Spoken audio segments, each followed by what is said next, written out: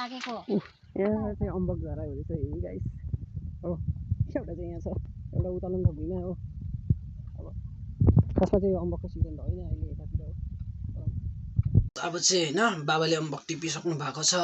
अम्बकको चाहिँ सिजन होइन अहिले होइन तरै पनि यो पछौटे अम्बकहरू कस्तो मिठो हुन्छ है र यो पछौटे अम्बक बसेको रहेछ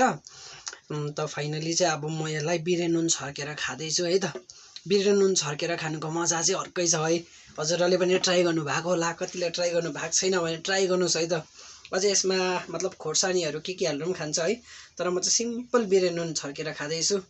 एकदम मिठो लाग्छ अम्बक चाहिँ हजुरहरूलाई कोलाई मनपर्छ अम्बक है मेरो चाहिँ फेभरेट फ्रुट हो होइन एकदम अम्बक चाहिँ मनपर्छ अरू पनि मनपर्छ तर अम्बक चाहिँ एकदम फेभरेट हुन्छ नि मेरो हरेकको फेभरेट हुन्छ नि त एउटा होइन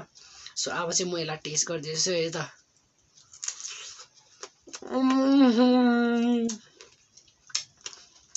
यस्तो मिठो रहेछ यो अम्बक है गाई कोलाई मनपर्छ है मेरो चाहिँ पुरा मनपर्छ अम्बक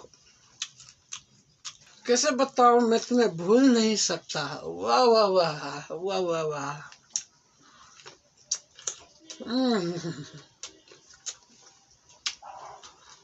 बिजनहरू